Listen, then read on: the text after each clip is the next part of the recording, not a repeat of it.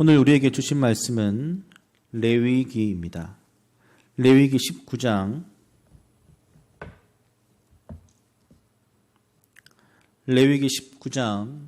1절과 2절 말씀을 우리 다 함께 읽도록 하겠습니다. 레위기 19장 1절 2절 읽겠습니다. 여호와께서 모세에게 말씀하여 이르시되 너는 이스라엘 자손의 온 회중에게 말하여 이르라. 너희는 거룩하라. 이는 나 여호와 너희 하나님이 거룩함이니라. 아멘. 이 시간 목사님 거룩이라는 제목으로 말씀 증거해 주시겠습니다.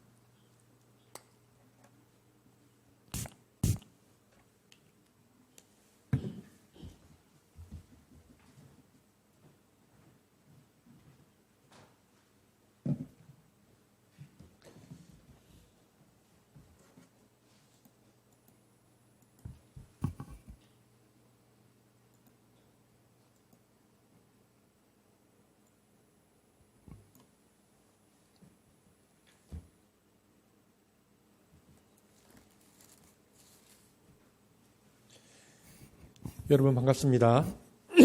특별히 이제 코로나 기간 동안에 또 우리가 집중하고 생각하게 된 것은 가족이죠. 가족의 소중함들을 더 많이 생각하고 가족과 함께 있을 시간들이 많아졌는데 또 이번 명절을 통해서도 또 가족 간에 또 우리의 시간들이 그 어느 때보다 더 소중했을 것이다. 그런 생각이 듭니다. 우리가 또 새롭게 시작하는 또 한 해이죠. 이제 구정을 지나면서 우리가 말씀으로 살기를 원하는 기대가 있습니다. 오늘도 하나님께서 말씀으로 우리를 인도해 주실 것을 기대하면서 제가 기도하고 말씀 전하겠습니다. 사랑의 주님 감사합니다. 오늘 또 사랑하는 지체들과 함께 하나님의 말씀 앞에 섰습니다. 성령 하나님, 오늘도 주께서 우리에게 말씀하여 주실 때에 우리가 겸손함으로 이 말씀을 받게 하시며 또한 주의 은혜의 말씀들이 우리 사랑하는 성도들 각자의 삶과 또 삶의 현장 가운데 임하여 주셔서 그 말씀으로 이 시대를 살아갈 수 있는 하나님의 사람들이 되기를 기대하고 소망합니다. 오늘 위로가 필요한 자들에게 위로를, 소망이 필요한 자들에게 소망을, 무엇보다 내가 왜 이 땅 가운데 살아가야 하는지에 대한 이유와 알을 알기를 원하는 이들에게 하나님 나라의 비전과 소망으로 우리를 이끌어 주옵소서. 감사를 드리며 예수님 이름으로 기도합니다. 아멘. 우리는 송구 영신 예배를 통해서 현장과 특별히 직업에서의 거룩한 삶에 대하여 함께 말씀을 살펴보았습니다. 또 한 번의 새해이죠. 이 구정에는 같이 레위기 19장의 본문을 통해서 그렇다면 거룩은 무엇인가? 거룩에 대해서 한번 정의해보고 또 거룩한 삶의 실천에 대해서 오늘 함께 나누려고 합니다. 하나님은 이집트에 있었던 히브리 노예들을 불러내셔서 그들에게 해방과 자유를 주시고요. 또 율법을 주시고 그들과 언약을 맺으셨습니다. 그런데 우리가 언뜻 생각하는 율법은 무조건 지켜야 하는 것이다 라는 생각 때문에 지키지 않으면 벌을 받고 지키면 상을 받을 것이다 이런 생각들을 합니다. 하지만 율법은 원래의 의미는 안 지키면 혼나게 되는 것이 아닙니다. 율법에 대해서 훨씬 더 좋은 번역이 있다면 그것은 가르침 정도로 생각하는 것이 좋을 것입니다. 하나님은 이집트에서 노예로 살던 이들을 건져내시더니 새로운 삶에 대한 가르침을 주신 것입니다. 그것이 율법이죠. 그래서 그것이 어디에 나와 있느냐 하면은 창출레민신 5권의 책에 담겨져 있습니다. 창세기는 이스라엘이 어떻게 이집트까지 내려가게 되었는가를 기록하죠. 그래서 요셉의 가족들이 이집트에 들어가는 것으로 끝나고요. 출애굽기는 이집트를 탈출해서 이 새로운 가르침을 받는 이야기죠. 율법을 받는 이야기입니다. 이스라엘이 이집트를 떠나와서 3달 만에 도착한 곳이 어디냐 하면 시내산입니다. 이스라엘이 시내산에 언제 도착했는가? 성경은 출애굽기 19장에 그것을 기록하고 있습니다. 출애굽기 19장 1절 한번 함께 읽겠습니다. 시작. 이스라엘 자손이 애굽 땅을 떠난 지 3개월이 되던 날 그들이 시내 광야에 이르니라. 시내산에서 머물면서 하나님이 모세를 통해서 율법과 그리고 십계명을 주셨죠. 시내산에서 굉장히 많은 이야기가 모세와 하나님 사이에 오가고 들은 말씀을 또 모세가 백성들에게 전하고 또 그동안에 수많은 일들이 있었고 그러다가 마침내 이제 그 시내산에서 출발해서 광야길을 다시 시작합니다. 그러면 광야길을 다시 시작하는 것은 언제인가? 그게 민수기 10장 12절입니다. 함께 읽겠습니다. 시작. 이스라엘 자손이 자기 길을 가더니 바란 광야에 구름이 머무니라. 그러니까 여러분 출애굽기가 몇 장까지 있습니까? 출애굽기가 40장까지 있잖아요. 그런데 출애굽기 19장에서 율법을 받았잖아요. 그러니까 출애굽기 19장부터 40장까지. 그리고 레위기는 몇 장까지 있습니까? 27장까지. 1장부터 27장까지. 그리고 민수기는 민수기 1장부터 조금 전 읽었던 10장 11절까지 전부가 그러니까 출애굽기 19장부터 민수기 10장 11절까지 전부가 시내산에서 주어진 하나님 말씀입니다. 그러니까 실제 시내산에 머문 기간이 1년 정도인데 1년 정도 머문 기간 동안에 출애굽기, 레위기, 민수기의 거의 많은 부분이 할애되어 있다는 것입니다. 그 다음 이제 민수기 10장 12절부터는 시내산을 떠나서 광야로 출발해서 광야 방랑을 40년 했다 이렇게 말하고 있는데 실제로는 시내산에서 1년을 보냈기 때문에 민수기 10장 12절부터 보면 39년의 광야 방랑 생활이 맞습니다. 그렇게 40년의 시간들이 채워지죠. 이것을 보면 성경은 연대를 정확히 배분하는 데는 별 관심이 없다는 것을 보게 되었습니다. 출애굽기 19장부터 민수기 10장 11절까지 머문 기간이 한 1년 정도거든요. 1년 정도 머물었는데 그 기간을 온통 시내산에 할애합니다. 그리고 나머지 광야 생활, 이 39년의 광야 생활이 민수기 10장 11절부터 마지막 36장까지입니다. 그러니까 그 역사를 기록하는 방식이 맞지 않죠. 1년 머물고 있는 기간을 모세 오경의 3분의 2가량을 그 안에 기록해 놓고 그리고는 실제로 39년 동안의 기간을 아주 짧게 기록해 두었다는 것입니다. 그리고 이제 신명기 1장은 출애굽한 지 40년째 되던 11월 1일 그러니까 가나안 입성 2달을 앞두고 한 모세의 고별 설교입니다. 그러니까 모세 오경 전체의 핵심은 어디냐? 이 시내산 단락이라는 것을 알 수 있습니다. 19장부터 출애굽기 19장부터 민수기까지. 시내산 단락 중에서도 출애굽기, 레위기, 민수기 가장 가운데 있는 게 뭡니까? 레위기죠. 그러니까 시내산 단락 중에서도 핵심은 뭐다? 레위기라는 것을 알 수 있습니다. 결국 구약의 핵심은 오경이고요. 오경의 핵심은 시내산이고 시내산의 핵심은 레위기고 레위기의 핵심은 거룩인데 이 거룩에 대해서 가장 집중적으로 말하고 있는 장이 어디인가? 이게 레위기 19장입니다. 그래서 레위기 19장은 레위기 25장의 희년의 규례와 더불어서 하나님 나라 이상과 그것의 실천인 거룩에 관해서 말해주는 중요한 본문입니다. 여러분, 레위기 그러면 전체의 구조를 우리가 한번 보겠습니다. 레위기 전체의 구조를 보면 레위기 1장부터 레위기 16장까지는 하나님께 제사를 통해서 나아가기. 이게 1장부터 16장까지입니다. 그리고 레위기 17장부터 27장까지는 이제 하나님 앞에서 세상으로 나아가기. 그것이 레위기의 후반부입니다. 그러니까 즉 먼저 성전으로 들어가고 그리고 성전에서 일상으로 나아가기. 이게 레위기 전체의 구조라는 것을 알 수 있습니다. 그래서 1장부터 16장까지의 거룩이 나오는데요. 1장부터 16장까지의 거룩은 상태나 존재를 말합니다. 무엇은 거룩해, 거룩하다. 이게 1장부터 16장까지의 거룩인데 17장부터 27장까지의 거룩은요, 명령입니다. 거룩해라. 그러니까 앞부분은 무엇은 거룩한 것이다. 그리고 뒷부분은 거룩해라. 이렇게 레위기가 기록되어 있죠. 여러분, 한글에는 거룩이라는 말의 뜻이 없습니다. 여러분, 거룩이 거나 룩이 뜻이 있습니까?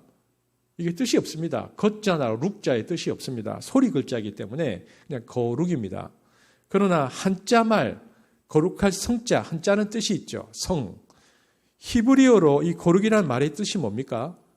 이게 중요한 것은 구별, 분리라는 뜻입니다. 그러니까 거룩은 어떤 뜻인가? 구별되었다, 분리되었다라는 뜻입니다. 그래서 1장부터 16장까지는 무엇이 거룩인지를 설명합니다. 무엇이 분리된 것인지, 무엇이 구별된 것인지를 설명하고 있습니다. 여러분, 제사장이 거룩한 이유가 뭡니까? 왜 제사장이 거룩하죠? 제사장이 거룩한 이유는 제사장의 성품이라든지 인격이라든지 아무 상관이 없습니다. 제사장이 거룩한 유일한 이유는 하나님께 구별되었기 때문에 거룩한 것입니다. 즉 하나님께 드려지는 제사를 주관하기 때문이죠. 하나님의 일을 맡아 하기 때문에 거룩한 것이지 그의 인격과 성품과는 아무런 상관이 없습니다. 소가 우리 집에 있을 때는 그냥 소입니다. 그런데 그 소가 제물로 드려지는 순간 뭐가 됩니까? 그게 거룩이 됩니다. 그래서 함부로 먹으면 안 되고 거룩한 제사장만 이 소, 즉 제물로 드려진 소를 먹을 수 있습니다. 그래서 거룩은 구별되거나 분리된 것을 뜻합니다. 그런데 우리가 여기에서 먼저 생각해야 할 것이 있습니다. 근데 하나님의 거룩은 좀 다릅니다. 온 세계에서 유일하게 홀로 거룩한 존재는 하나님밖에 없습니다. 하나님만이 그 홀로 구별되시고 분리되신 분이십니다. 그래서 우리가 하나님을 생각하고 하나님을 볼 때 우리에게는 낯섦이 있습니다. 사람이 아무리 경험과 공부가 많아도요, 절대로 전부를 파악할 수 없는 것이 하나님의 구별되심입니다. 왜냐하면 그는 홀로 분리되신 분이기 때문에 인간이 그것을 알 수가 없습니다. 이것을 신학적 용어로는 전적 타자라고 부릅니다. 전적 타자. 좀 어렵죠? 뭐냐면 인간이나 이 세계와는 전적으로 다르고 독립된 초월적 존재다 이 뜻입니다. 이게 전적 타자입니다. 그러니까 하나님만이 홀로 거룩하신 것이죠. 그리고 나머지의 모든 거룩은 뭐냐? 파생적입니다. 하나님은 스스로 거룩하신 것이고요. 그리고 나머지의 모든 거룩은 파생적이죠. 그러므로 하나님께서 거룩하시니까 그분과 연관되어질 때 우리는 거룩한 것입니다. 내 안에는 전혀 그런 구별과 분리가 없습니다. 그러니까 이것을 다르게 표현하면은 거룩은 관계적이다라는 것입니다. 나 홀로 거룩이 아니고 유일하게 거룩하신 하나님과 내가 관계를 맺었기 때문에 덩달아 나도 거룩하게 되는 것입니다. 여러분 보십시오. 성소에 법궤가 있잖아요. 근데 이 법궤가 뭡니까? 그냥 객관적으로 보면 그냥 물건을 담아놓은 상자잖아요. 그런데 사무엘하 6장에 보면 이것이 거룩해서 우사라는 사람이 만졌다가 죽습니다. 왜 죽습니까? 우사가 왜 그 상자를 만졌는데 죽습니까? 유일한 이유는 하나님이 이 상자를 구별하셨기 때문입니다. 그 순간 아무것도 아닌 상자인데 그것을 아무나 만지면 죽게 되는 것입니다. 구별되었기 때문에. 그러나 그 상자를 레위인들이 만지면 다르죠. 나와 레위인 자체가 존재가 다른 게 아니고 구별되어서 그렇습니다. 그래서 레위인, 법궤, 제물의 그 모든 거룩은 그래서 어떤 거룩이냐? 파생적이고 관계적이다. 이것이 거룩의 첫 번째 정의입니다. 거룩은 파생적이고 관계적이다. 자, 이것을 우리에게 적용하면 어떻게 됩니까?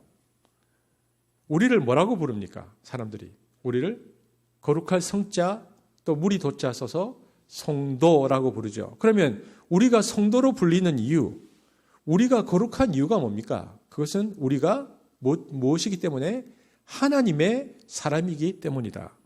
우리가 예수 그리스도를 고백하기 때문에 성도이죠. 거룩한 존재이죠. 그러니까 우리 안에는 거룩이 어떤 것도 없는데 우리가 하나님과 관계되는 순간 구별되어서 성도라고 불린다는 것입니다. 여러분 이것을 생각하면은 우리가 자랑할 것이 하나도 없습니다. 나의 유일한 자랑은 뭡니까? 예수님과의 관계입니다. 그거밖에 없습니다. 그런데 우리가 자꾸 이렇게 종교 생활을 하다 보면 착각하는 게 내가 무엇인가 되는 것처럼 내 안에 무엇인가 있는 것처럼 우리가 이제 착각을 한다는 것입니다. 갈라디아서 6장 3절 한번 볼까요? 영어 성경 번역을 한번 잘 보시면 눈에 띄는 단어가 보이죠. 개조되는 단어인데 어떤 단어들이 보입니까? 하나는 something이고 하나는 nothing이죠. 자, 우리는 어떤 존재입니까? 원래 우리는 nothing입니다.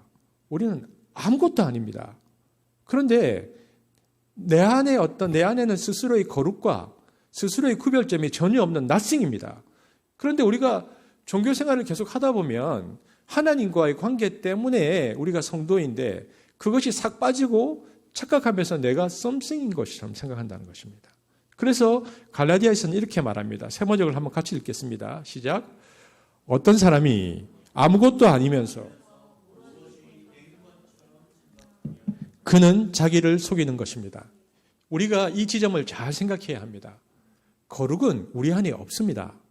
우리의 유일한 자랑은 예수님과의 관계이고 그 관계 안에서 우리가 살아가는 존재이지 그 관계가 끊어지면 우리는 nothing이라는 것을 기억해야 한다는 것입니다. 그래서 첫 번째 거룩은 관계적이다. 그리고 파생적이다라는 것을 우리가 알 수 있죠. 1장부터 16장까지는 그래서 하나님과의 관계 때문에 저절로 거룩해진 저와 여러분, 우리, 그리고 성소, 제물, 그러니까 그냥 부여된 거룩이 나옵니다. 1장부터 16장까지죠. 그런데 하나님은 17장부터는 그렇게 관계해서 거룩된 우리를 향해서 너희는 이미 거룩하다 그러시면서 우리에게 17장부터는 뭐라고 말하느냐. 이제 그래서 너희는 거룩해라 라고 명령하십니다. 그게 레위기 17장부터의 말씀이죠. 여러분, 이 말은 존재로서의 거룩이 있고 이루어야 할 거룩, 명령으로서의 거룩이 있다는 것입니다. 앞부분은 존재로서의 거룩이죠. 16장까지는. 이제 17장부터는 이루어야 할 거룩, 명령의 말씀입니다. 요즘 말로 표현하면 주님 안에서 이미 우리가 의로워졌지만 끊임없이 우리를 의로운 삶으로 부르신다는 것입니다. 그게 뭡니까? 성화입니다. 그죠? 그래서 1장부터 17장까지 하나님이 초대하시는, 명령하시는 거룩한 삶이 나타나는데 17장부터 27장까지 그 가운데 핵심이 19장이라는 것입니다. 저와 여러분이 보았던. 그런데 학자들이 그 수많은 거룩에 대한 장 중에서 레위기 19장을 가장 거룩한 장이라고 생각하는 이유는 무엇인가? 그것이 바로 저와 여러분이 보았던 2절 말씀 때문에 그러합니다. 오늘 2절 말씀을 다 함께 읽어보겠습니다. 시작. 너는 이스라엘 자손의 온 회중에게 말하여 이르라. 너희는 거룩하라. 이는 나 여호와 너희 하나님이 거룩함이니라. 여러분 이 말씀 한번 잘 보십시오. 오늘 말씀이 적으니까 이 안에서 우리가 만약 내가 큐티를 한다면 거룩에 대한 어떤 부분들을 내가 찾아낼 수 있을까요? 누가 거룩하라고 되어 있습니까? 여기. 너희는 거룩하라. 단수입니까? 복수입니까? 복수입니다. 하나님은 이 말씀을 온 이스라엘을 하나님 말씀 앞에 딱 세웁니다. 그리고 이 말씀을 주십니다. 그러니까 하나님이 명하시는 거룩함은 한 사람 한 사람의 거룩한 삶이면서도 동시에 하나님 앞에 선 이스라엘 전체의 거룩함을 가리킨다. 이것을 우리가 볼 수 있습니다. 그것이 하나님이 이스라엘을 불러내사 제사장 나라, 거룩한 백성이 되게 하시겠다는 출애굽기 19장의 뜻과 통합니다. 그러므로 이러한 명령은 공동체 전체의 순종과 변화를 요구하고 그래서 거룩한 삶이라는 것은 공동체 전체가 구현해야 하는 삶이라는 것을 알 수 있습니다. 이것이 거룩에 대한 두 번째 개념이죠. 여러분, 거룩은 혼자 할 수 있는 것이 아닙니다. 거룩이라는 말 자체가 공동체적으로 구현해야 된다는 것입니다. 여러분, 우리가 교회에서 이런 표현 쓰죠. 교회에서 야, 저분 참 거룩하셔. 우리가 이런 말 할 때 있잖아요. 야, 저분은 참 거룩하신 분 같아. 할 때 어떤 사람을 보면서 우리가 그런 표현을 씁니까? 저분은 참 거룩하신 분 같아. 우리가 말하는 대부분의 그냥 일상적인 기준이 누구를 보고 거룩하다고 얘기합니까? 그렇죠. 열심히 기도 많이 하시는 분. 저분 참 거룩하셔. 그런데 그렇게 말하지만 성경은 그렇지 않다는 것입니다. 거룩은 혼자 열심히 기도하는 것이 아니고 공동체적으로 구현될 때 그것을 거룩이라고 말한다는 것이죠. 이것이 거룩의 두 번째 정의입니다. 레위기 19장 1, 2절 다시 한번 읽어볼까요? 시작. 여호와께서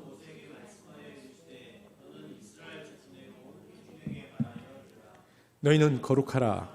이는 나 여호와 너희 하나님의 거룩함이니라. 여러분 보십시오. 너희는 거룩하라. 이 앞부분에 그래서 이 공동체를 설명하는 어떤 단어가 붙었죠. 뭡니까? 너는 이스라엘 자손의 온 회중에게, 그죠? 이게 너희잖아요. 너는 이스라엘 자손의 온 회중. 여러분 이 표현이 아주 흔한 것처럼 보이지만요. 이 표현이 레위기 전체에서 딱 2번밖에 안 나옵니다. 너는 이스라엘 자손의 온 회중에게 말하라. 그러면 이 오늘 본문과 어디에 나오는가? 첫 번째 나오는 본문이에요. 오늘 레위기 19장과 레위기 4장입니다. 레위기 4장에 이 표현이 나와요. 레위기 4장 13절 읽어보겠습니다. 시작.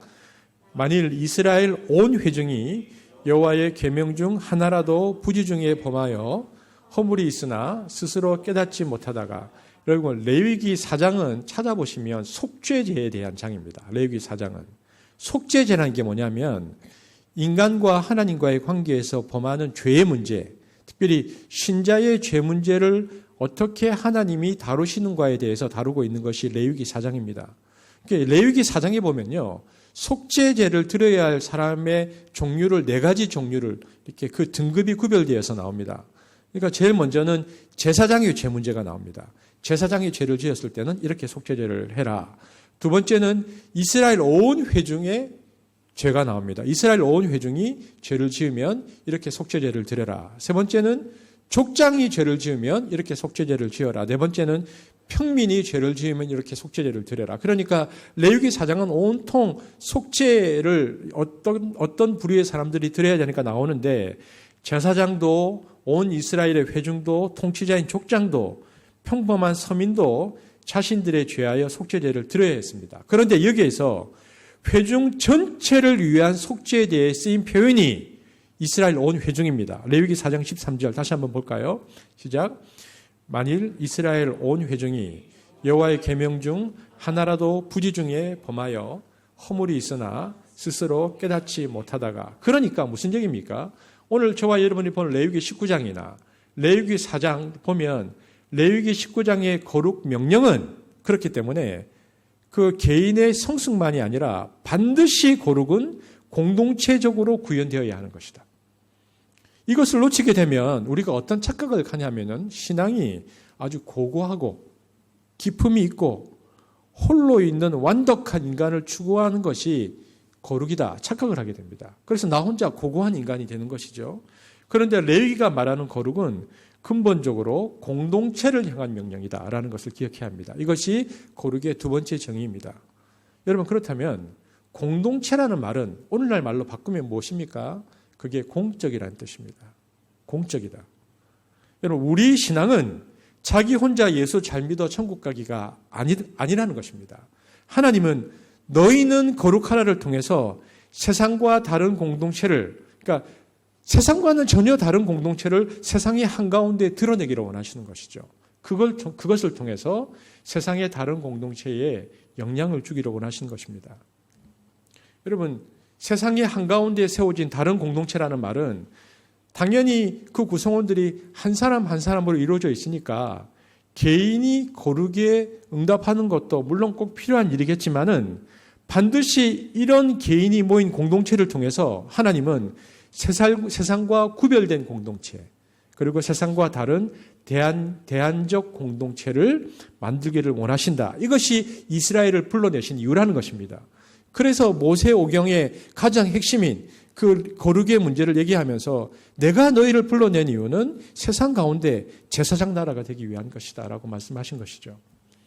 그러므로 하나님이 이스라엘에 주신 거룩의 규례는 개인이거나 이스라엘 자체에 그 목표점이 있는 것이 아니라 함께 살아가는 세상에 목표점이 있다는 것입니다. 그 점에서 이 율법 거룩의 규례는 근본적으로 공적인 성격이 있다. 이것은 공공성을 띤 율법이라는 것을 알 수 있습니다. 자, 그렇다면은 우리가 한번 생각해 보십시다. 우리가 지금 속해 있는 교회는 어떻습니까? 우리가 다릅니까? 우리가 세상 사람들과 무엇이 다릅니까? 오늘 예배를 드리잖아요. 근데 우리가 이렇게 말하잖아요. 우리가 세상 사람들이 지금 다른 점이 무엇입니까? 한번 얘기 나눠보십시오. 여러분, 가족들 간에 지금 제가 시간을 잠깐 드리겠습니다. 우리가 교회를 다니는 우리가 세상 사람들과 다른 이유가 다른 게 뭐가 있습니까?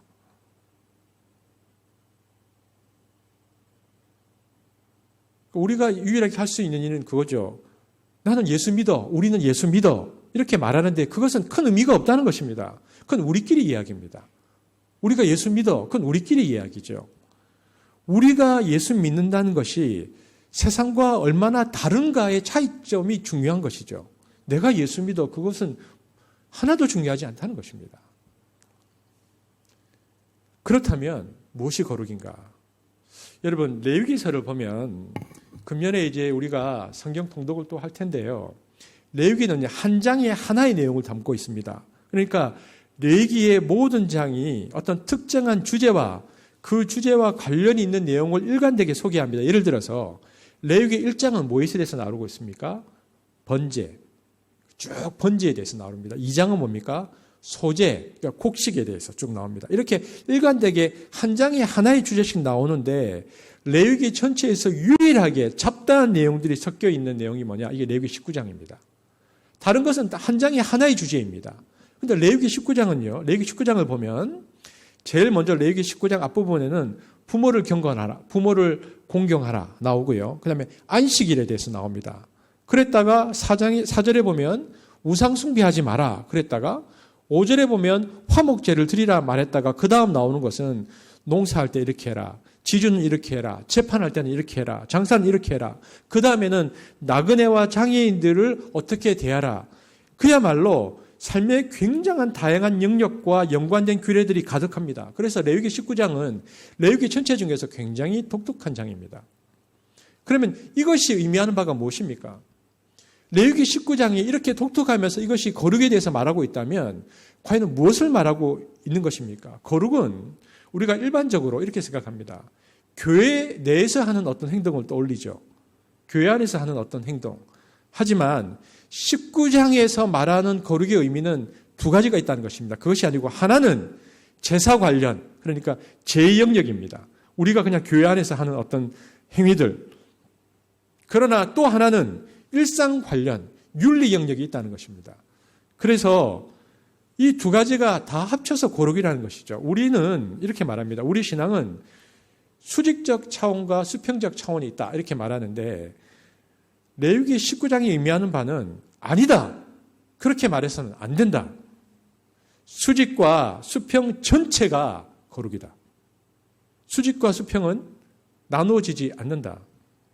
여러분, 그 고대의 구약 시대의 중동의 종교를 보면요. 각자 자기가 가지고 있는 신에게 성스럽게 제사하기가 있습니다. 그것을 고대의 중근동의 종교들은 거룩이라고 불렀습니다. 자기의 신에게 어떤 것을 제사하는 것, 이것을 거룩이다 불렀는데, 그리고 난 다음에, 그 다음에 모든 종교에도 가난한 이웃을 돌보며 섬기기를 내포하고 있다는 것입니다. 이것은 모든 종교나 법전에 다 있습니다. 그러니까 고대 중근동의 종교의 특징은 자기의 신에게 제사하는 것, 이것을 거룩이라고 정해놓고 이건 거룩이다. 그 다음에 우리는 가난한 이웃을 돌보며 섬기는 일을 한다. 이렇게 얘기했죠. 그러나 구약은 뭐라고 말하고 있습니까? 아니라는 것입니다. 구약은 수평, 수직 전체를 거룩이다라고 부르다라는 것입니다. 하지만 다른 종교는 전부 신과의 관계를 거룩이다라고 말해놓고 나머지는 거룩이 아니고 그냥 하는 행위입니다. 윤리적 행위죠. 그런데 구약은 그렇게 구별하지 않고 그 모두가 거룩이다. 그러므로 사람들이 이렇게 말하죠. 우리 교회는 지금까지 수직적인 차원에서는 힘을 많이 써왔는데 이웃과 나누는 수평적인 차원은 참 부족했습니다. 그러므로 이제부터는 수평적인 부분에 열심을 내려고 합니다. 말하는데요. 그것은 수직에 틀린 것입니다. 여러분, 수직 자체가 틀린 것입니다. 그러니까 수직은 발랐는데 수평이 부족한 것이 아니고 수직 자체가 틀린 거라고 성경은 말하고 있는 것입니다. 하나님 앞에서의 거룩은 수직, 수평 전체가 거룩이고 이것이 고대 중근동에 사라져버린 잡정교와 여호와 신앙이 근본적으로 다른 차이인데 다시 오늘날 우리는 이 수직과 수평을 분리시킨 채 우리는 수직에 힘을 쓰겠습니다. 수평이 약해서 이렇게 말합니다. 수평이 약하다는 것은 수직이 틀렸다는 말입니다. 성경에서 말하는 거룩을 정확하게 정의하지 못한 것이죠. 이웃들의 문제, 함께 다가가지 못한 문제는 수직이 하나님과의 관계가 틀렸기 때문에 그런 일이 나온 것입니다. 그러므로 거룩은 공동체를 향한 명령이면서 거룩은 어떤 단일한 국면, 제의적 영역에서 드러나는 것이 아니고 삶의 다양한 모든 영역을 포함합니다. 수직과 수평 모두를 포함한 것이 거룩이라는 것입니다. 이게 거룩의 세 번째의 특징입니다. 여러분, 그러면 거룩하면 여러분 어떤 이미지가 떠오르십니까? 거룩은 생각해보면 굉장히 추상적인 것 같잖아요. 거룩은 어떤 성스러운 어떤 것, 거룩을 추상적으로 보기 쉬운데 그런데 구약 성경에 보면 여호와는 거룩하시다라고 하면요. 거의 대부분 그 말은 어떤 뜻이냐면요. 그분이 하신 일이 나옵니다. 하나님께서 하신 일이 나와요. 그분이 거룩하시다 할 때는 그냥 그분만 형이사각적으로 공중에 붕 띄워두는 것이 아니고 여호와께서 이런 일을 하시니 그분은 거룩하시다 이렇게 나옵니다. 이렇게 행하시니 주 여호와는 거룩하시다. 그러니까 구약은 거룩을 개념으로 풀지 않고 사건으로 풀었습니다. 여호와께서 그 백성들을 향해서 하신 사건을 언급하면서 그것은 거룩하다라고 표현했습니다. 그러니까 거룩은 추상적이지 않고 구체적이란 말입니다.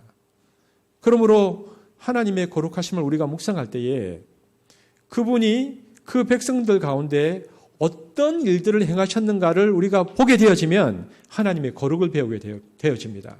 하나님께서 이스라엘 백성들에게 하셨던 구체적인 그 모든 일들이 거룩이라는 것이죠. 그러니까 거룩은 추상적이지 않고 하나님의 행동과 연관된 것입니다. 거룩함은 단지 어떤 성품이나 추상적인 원칙이라기보다는 역사 가운데서 행하시는 하나님의 일과 방식을 통해서 드러나는 것, 그것이 거룩입니다. 그러므로 오늘 레위기 19장 말씀처럼 너희는 거룩하라. 그 기준이 뭡니까? 내가 거룩하기 때문이다. 그렇게 말씀하시잖아요. 하나님께서 하신 그 일들이 거룩한데 내가 거룩한데 그 일들을 너희들이 보면서 너희도 그 일을 하라는 것입니다. 한번 읽어볼까요? 레위기 19장 2절입니다. 시작.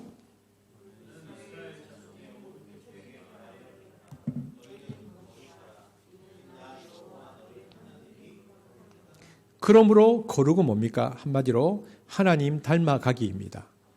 그죠? 거룩은 하나님 닮아가기다. 그러니까 하나님이 어떤 행동들을 통해서 그분의 거룩을 드러내시니까 우리도 역시 어떤 행동들을 통해 그분의 거룩함을 드러내고 닮아가자. 이게 거룩입니다. 그러므로 이스라엘은 하나님이 사람을 어떻게 대하셨는지를 보면서 서로 상대방을 어떻게 대해야 하는지를 배우는 것이죠. 그러면 하나님이 사람을 대하시는 것, 하나님이 그리고 역사를 대하시는 그 방식, 그걸 뭐라고 얘기합니까? 그게 공평과 정의입니다. 하나님께서 행하신 일들은 공평과 정의이거든요. 그러므로 우리가 하나님의 거룩을 닮아가는, 하나님을 닮아가는 우리의 삶의 방식은 뭘 추구하는 삶이냐? 공평과 정의를 추구하는 삶이라는 것을 알 수 있습니다. 여러분, 오늘 저와 이제 여러분이 이 말씀을 보면서 공평과 정의를 추구하는 삶 하면 너무 거창해 보이잖아요. 아이고, 우리가 무슨 공평을, 그리고 우리가 정의를. 근데 여러분, 저와 여러분이 보고 있는 이 레위기 말씀은 제가 처음에 말씀드렸는데 이스라엘이 이집트에 나와서 얼마 만에 시내산에 도착했다고요? 제가 설교 초대에 말씀드렸잖아요. 얼마 만에? 이렇게 처음 들으시는 것처럼 하시겠습니까? 제가 설교 초대에 말씀드렸는데 시내산이 얼마 만에 도착했다고 되어 있습니까? 3달 만에. 그리고 시내산에 총 얼마 동안 머물렀다? 1년 동안 머물렀다. 그렇게 말씀드렸잖아요. 그러니까 출애굽의 초기 단계에서 이 말씀이 선포되었잖아요. 그러니까 짧게는 이 말씀이 오늘 저와 여러분이 보는 말씀이 만약에 시내산에 도착하자마자 이 말씀이 모세에게 주어졌다면 짧게는 출애굽해서 얼마 만에 주어진 말씀입니까? 3개월 만에. 길게는 만약에 마지막 시내산에 떠날 때 주어진 말씀이라면 얼마 만에? 그건 1년 3개월 만에. 그러죠? 그러니까 아마도 출애굽한 지 6개월 안팎에 이 율법이 주어졌을 것이다 생각해 봅니다. 출애굽해서 한 6개월 정도 되었을 때 오늘 저와 여러분이 보고 있는 이 거룩에 대한 말씀이 주어진 것이죠. 여러분 그렇다면 생각해 보십시오. 석 달 전에 혹은 6개월 전에 이스라엘은 무엇이었습니까? 이 말씀을 듣기 3개월 전, 6개월 전에 이스라엘은 무엇이었습니까? 종이었습니다. 그들의 신분은 종이었다는 것입니다. 이집트의 노예였습니다. 얼마 동안이나? 430년 동안 살았는데요. 그럼 여러분, 한번 이건 제가 이제 여러분의 상식을 좀 드리기 위해서 말씀드리는데 430년 동안 이집트에 살았는데 언제부터 종이 되었을까? 처음에는 종이 아니었잖아요. 왜냐하면 요셉의 가족들이 가서 대우를 받았으니까 430년 기간 동안에 이스라엘은 언제부터 종이었을까요? 한 몇 년 정도 종으로 살았을까요? 야곱과 함께 이집트로 이주했던 이스라엘 백성은 총 몇 명이었습니까? 70명이었죠. 그때는 요셉이 이집트의 총리로 재직하던 시대인데 이때의 이집트 역사를 보면 이 이집트 왕조가 힉소스 왕조라고 되어 있습니다. 힉소스 왕조. 그런데 이 힉소스 왕조가 요셉 때부터 한 300년 동안 계속 가거든요. 멸망할 때까지 300년 정도 힉소스 왕조가 갑니다. 그러니까 이스라엘 백성은 이 300년 동안은 이집트 고센 지역에서 목축업을 하면서 놀라운 인구 증가의 은총을 풍성하게 누리게 되었습니다. 그러니까 적어도 300년 동안은 종이 아니었다는 얘기입니다. 그래서 그 결과 이 기간 동안 이스라엘 자손이 얼마만큼 불어났냐면요. 출애굽기 1장 7절 생육하고 번성하고 매우 강성하여 이집트 온 땅에 가득하게 되었다. 그러니까 출애굽 당시에 한 몇 명쯤 70명이 들어갔는데 출애굽할 때 몇 명쯤 나왔습니까? 20살 이상 그러니까 전쟁할 수 있는 남자의 숫자 12지파를 다 합하면 민수기 1장에 보니까 60만 3,550명.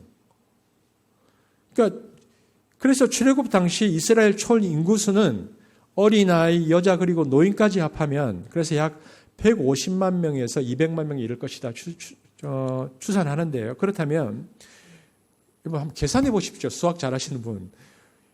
애굽으로 이주한 지 300년 만에 70명에서 200만 명으로 늘어납니다. 300년 동안. 70명이 200만 명으로. 여러분, 이것은 생육하고 번성하는 엄청난 축복을 받은 것입니다.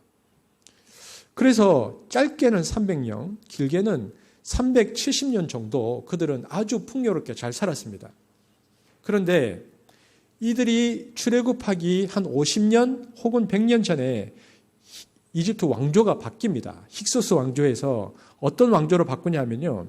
이제는 그 지도상 보면 이집트 밑에 그러니까 아프리카 내륙 중부에 있는 아프리카 원주민 그 족속의 어떤 족속들이 힘이 강해져서 나일강 하류 상박주까지 지배하고 그리고 전에 이스라엘과 아주 그 이스라엘 민족과 관계가 좋았던 이 힉소스 왕조를 그냥 물리쳐버리고요. 새로운 왕조가 이제는 이집트의 왕조가 들어서죠. 그것이 이집트의 18번째 왕조다 얘기하는데 이때 애굽 통치자가 역사적으로는 투트모스 1세, 투트모스 2세 이렇게 나옵니다. 그래서 우리가 성경을 보면 이제 이해가 되잖아요. 출애굽기 1장 8절을 보면 창세기 제일 뒷부분에는 요셉을 알고 있었는데 요셉이었는데 출애굽기 1장 8절에 보면 요셉을 알지 못하는 새 왕이다. 이것은 왕조가 바뀐 것입니다. 이집트에서. 그래서 이방 민족인 셈족 계열의 힉소스 왕조를 멸망시키고 새롭게 이집트 원주민의 신왕조 시대가 열린 거죠. 그래서 이집트 신왕조 시대에는요. 힉소스 왕조와 같은 셈족이었던 이스라엘 백성이 미우니까 이스라엘 백성들을 핍박하고 노예살이를 하게 되는 새로운 역사적 상황이 전개된 것입니다. 그래서 430년의 이집트 기간의 말미에는 히브리 사람들이 굉장히 고생합니다. 짧게는 50년, 길게는 100년 동안 종살이를 했을 것이다. 역사적으로 그런 생각을 하는 거죠. 여러분 한번 생각해 보십시오. 우리는 일제히 얼마 동안 그 식민지에 있었습니까? 36년. 여러분 이 36년이 조선 사람에게 미친 영향이 많습니다. 여러분 대한민국 지도 그리죠. 대한민국 지도 이렇게 그리면 우리 어릴 때 무슨 동물 닮았다고 그립니까? 아니 이게 지도를 그릴 때 대한민국 지도를 토끼. 일본 사람이 조선을 그렇게 표현했거든요. 그렇게 가르친 겁니다. 그러니까 우리도 지도를 그리면서 한반도를 토끼라고 얘기하는 거죠. 조선이 왜 망했냐? 역사적으로 할 때 당쟁 때문에 망했다 그랬는데, 아니 세상 어느 나라가, 어느 정당이 안 다투는 나라가 어디 있습니까? 다 만약에 이것이면 모든 나라가 다 망해야죠. 그런데 끊임없이 일본이 우리에게 이런 생각을 불어넣으면서 쉽게 이야기하면 노예 근성을 심어놓은 겁니다. 그래서 일본 사람들이 한국 사람 머리에 집어넣은 게 뭐냐면, 한국 사람은 한 사람 한 사람이 모리알이다. 모이면 모리알이다. 못 뭉친다. 이게 일본 사람이 심어놓은 식민사관이잖아요. 제가 지난번에 설교할 때에 우리 교회 그 전종희 형제가 저에게 참 중요한 걸 얘기해 줬는데, 조선을 말할 때도 이시조선, 이게 일본이 쓴 표현이랍니다. 조선을. 그러니까 이시들이 해먹은 나라. 그러니까 폄하하는 것이죠. 원래는 조선이라고 써야 되는데 이시조선. 그러니까 이게 식민지 사람들에게 심어놓은 의식이거든요. 이처럼 우리가 36년 있어도 식민지 의식이 있는데 50년, 100년 노예 근성이 100년 가까이 쩔어 있는 사람, 불과 100년 가까이 노예 생활을 한 이에게 출애굽한 지 3개월밖에 안 됐는데 하나님께서 뭐라고 얘기하십니까? 너희들은 거룩해라. 내가 거룩하니까. 처음부터 하나님은 하나님의 거룩하심을 딱 제시하십니다. 왜냐? 그 말이 뭘 말할까요? 우리는 하나님의 형상대로 지음받은 존재다. 하나님이 그걸 말하는 것입니다. 너희들은 거룩해라. 내가 거룩한 것이다. 우리가 죄인인 것을 하나님은 누구보다 잘 아십니다. 그런데 하나님은 단계적인 교육 같은 것을 안 시키십니다. 처음부터 거룩해라. 왜? 내가 거룩하니. 처음부터 하나님의 거룩하심이 기준입니다. 그러면 이스라엘이 실제로 하나님께서 말씀하시는 그만큼 괜찮은가? 그렇지 않습니다. 우리가 이들의 광야 생활을 너무나 잘 알고 있지 않습니까? 그들의 광야 생활은 한마디로 불평과 불만입니다. 그중 하나가 우리가 잘 아는 만나를 많이 먹읍니까 하는 불편이죠. 불만이죠. 매일 만나만 먹는다고 그들이 불평했습니다. 민수기 11장 5절. 자, 한번 보겠습니다. 시작. 우리가 애굽에 있을 때에는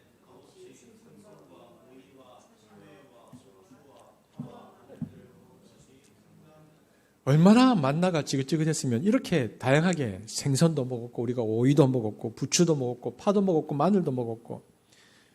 자, 그러면 질문해 보겠습니다. 이들이 이집트에 있을 때에 왜 생선, 오이, 참외, 부추, 파, 마늘을 먹었습니까? 종이니까. 하루 종일 노예로 살고 이집트 사람들이 이거 먹으라고 던져준 겁니다. 너희들 이거 먹고 살아라. 이거 먹고 일해라. 고기 던져준 것입니다. 종이니까. 자기가 판단할 수 없고 아무리 노력해도 자기 것이 되지 못하는 노예였으니까. 여러분 상식적으로 그들이 고기를 배불리 먹었겠습니까? 그렇지 않죠. 세상 누가 노예 배불리 먹입니까? 그런데 이들이 만나를 계속 먹다 보니까 어느새 뭐라고 생각합니까? 우리 그때 고기 너무 잘 먹었다. 부추, 오이 생각난다는 것입니다. 이게 뭡니까? 이게 노예 근성입니다. 이게 노예 근성. 노예 근성이 쩔어 있는 것이죠. 여러분 우리 안에 그것이 있습니다. 사람들이 이렇게 말하죠. 나 민주주의 필요 없다. 자유 필요 없다. 경제만 잘 살면 된다. 여러분 이게 노예 근성입니다. 사람은 존엄한 존재이기 때문에 밥만 먹고 못 삽니다. 정의로워야 하고요. 함께 살아야 합니다. 이것이 우리의 삶인데 우리는 경제만 잘 되면 된다. 여러분 아니죠. 하나님이 3달 전 노예였던 사람에게 굉장히 존엄한 명령을 주셨습니다. 너희는 거룩해라. 이런 말씀을 들으면 두렵죠. 우리는 못한다는 생각이 먼저 듭니다. 어떻게 우리가 하나님을 따라갑니까? 뱁새가 황새 따라가라는 가랑이 찢어질 텐데 우리가 어떻게 하나님을 따라갑니까? 말이 안 됩니다. 그런데 하나님은 너무나 천연덕스럽게 이런 명령을 하십니다. 너희는 거룩해라. 그러면 우리가 생각할 것이 무엇입니까? 아, 하나님이 우리를 이만큼 굉장한 존재로 보시는구나. 하나님이 우리를 굉장한 존재로 보시는구나. 지금까지 우리는 노예라고 생각하고 살았는데 하나님은 우리를 향해서 우리를 이만큼 귀한 존재로 보시는구나. 그러므로 신앙이라는 것은 나 스스로의 가능성으로 날 닫아버리지 말고 하나님의 가능성이 우리를 계속 맞춰가는 것, 이것을 믿음이라고 하는 것입니다. 나는 이것밖에 안 되지만 하나님은 나를 이렇게 보시는구나. 우리는 못하죠. 절대 정의롭게도 거룩하게도 못할 것입니다. 그런데 하나님이 우리에게 멀쩡하게 그런 말씀을 하시는 겁니다. 너희는 거룩해라. 그러면 그 다음 우리가 할 수 있는 말들은 뭡니까? 오케이, 하나님 한번 해볼게요 라는 겁니다. 그리고 우리는 틀림없이 실패할 겁니다. 우리는 넘어질 겁니다. 하지만 무슨 상관이 있습니까? 일어나서 흥 묻은 것 한번 털고 다시 일어나 도전하면 되는 것입니다. 왜? 중요한 것은 내 능력이 관건이 아니고 내 실력이 관건이 아니라 날 향한 하나님의 기대가 우리의 능력이라는 것입니다. 날 향한 하나님의 생각이, 계획이 이것이 본질이라면 얼마든지 실패해도 얼마든지 다시 걸어갈 수 있는 것이죠. 여러분, 예수님께서 똑같은 말씀을 하셨습니다. 마태복음에 보면 마태복음 4장 마지막 부분에서 예수님께서 제자를 부르시고요. 이제 제자를 막 부르셨어요. 4장에. 그리고 5장에서 부르시고 난 다음에 5, 6, 7장이 예수님이 산상수훈을 통해서 제자들에게 가르치시는데 이제 막 제자를 부르시고 가르치시는데 5장 끝에 가면 마태복음 5장 48절에 뭐라고 하십니까? 함께 읽겠습니다. 시작. 그러므로 하늘에 계신 너희 아버지의 온전하심과 같이 너희도 온전하라. 여러분, 이 제자들이 4장 조금 전에 부름받은 사람들입니다. 베드로, 안드레, 야고보, 요한, 어제까지 직업이 어부입니다. 어제까지 이 사람들. 그리고 우리가 잘 아는 대로 베드로가 3년이 지나도 얼마나 헛소리 많이 합니까? 그 중에 누구는 예수를 팔죠. 누구는 부인하죠. 누구는 도망가죠. 그런데도 예수님은 이 제자들을 향해서 뭐라고 얘기합니까? 참 너희들 보니까 싹수가 노랗다. 참 한심하다. 그러니까 일단 1단계 이거부터 하자. 기도 시간부터 정하고 큐티부터 꾸준히 하고 막판에 가서 우리가 온전하게 살자. 이렇게 말씀하지 않으셨다는 것입니다. 마태복음 5장은 이 풋내기 사람들을 향해서 예수님께서 뭐라고 말씀하시느냐. 하늘에 계신 너희 아버지의 온전하신 같이 너희도 온전하라. 이렇게 예수님께서 그들을 향해서 선포하십니다. 이것이 예수님의 마음입니다. 제자들이 어떤 상태인지 잘 아시지만 이 영광의 목표를 주시는 것이죠. 그것을 통해서 뭐라고 얘기합니까? 너희는 존귀한 자다. 이것이 저와 여러분의 존엄입니다. 이것이 우리의 존엄입니다. 내가 잘나서가 아니라 나의 실력이나 능력이나 배경이 아니라 날 향한 하나님의 너무나 존귀한 뜻이 있다는 것이죠. 여러분, 기독교인들이 지금 손가락질을 많이 받고 있잖아요. 기독교인들이 너무나 우스워 보여도 우리는 하나님의 거룩이 표대인 사람들입니다. 우리는 표대가 달라요. 우리의 표대는 하나님의 거룩입니다. 하늘 아버지의 온전하심, 이것이 기준인 사람이 저와 여러분입니다. 우리는 아무것도 아닌 존재이지만 날 향한 하나님의 기대를 붙잡고 한 걸음 한 걸음 걸어가는 사람들이죠. 이것이 저와 여러분의 존엄입니다. 자, 그러면 볼까요, 여러분? 무엇이 거룩입니까? 첫 번째 거룩은 전부 파생적이고 관계적이다. 우리에게 적용하면 우리가 거룩한 이유는 무엇이라고요? 우리가 하나님의 사람이기 때문이다. 우리가 예수 그리스도를 고백하기 때문에 성도로 거룩한 존재이죠. 이것을 생각하면 우리가 자랑할 것이 하나도 없습니다. 나의 유일한 자랑은 뭐다? 예수님과의 관계이다. 두 번째 거룩은 뭐다? 거룩은 한번 같이 읽어볼까요? 시작. 거룩은 공동체적으로 구현되어야 한다. 나 홀로 고고한 것 없습니다. 거룩은 공동체적인 것이라는 것입니다. 세 번째, 공동체라는 말의 뜻은 공적이라는 뜻이죠. 우리 신앙은 자기 혼자 예수 잘 믿어 천국 가기가 아닙니다. 하나님은 너희는 거룩하라를 통해서 세상과 다른 공동체를 세상 가운데 드러내기를 원하시죠.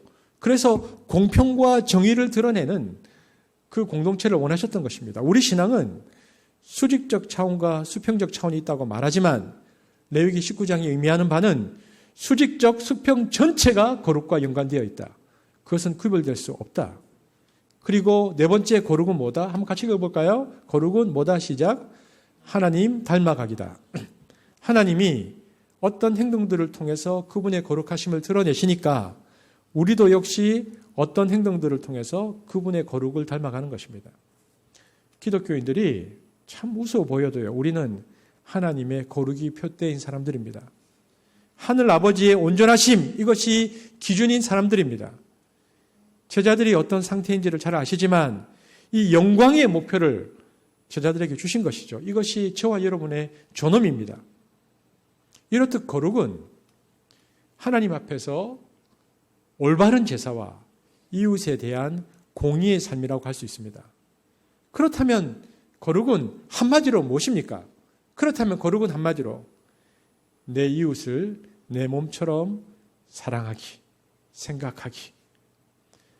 내 이웃을 내 몸처럼 생각하는 세상이라고 할 수도 있고요. 달리 말하면 함께 살아가는 세상 혹은 평등한 세상이라고도 말할 수 있습니다.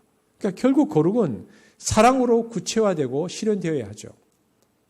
여러분, 그래서 거룩 안에서 자라간다는 것은 무슨 말입니까? 사랑 안에서 자라간다는 것입니다. 요한일서 4장 8절 하나님은 사랑이시니, 그러니까 하나님을 닮아가는 거룩이 사랑 안에서 자라간다는 것은 너무 명백한 것입니다.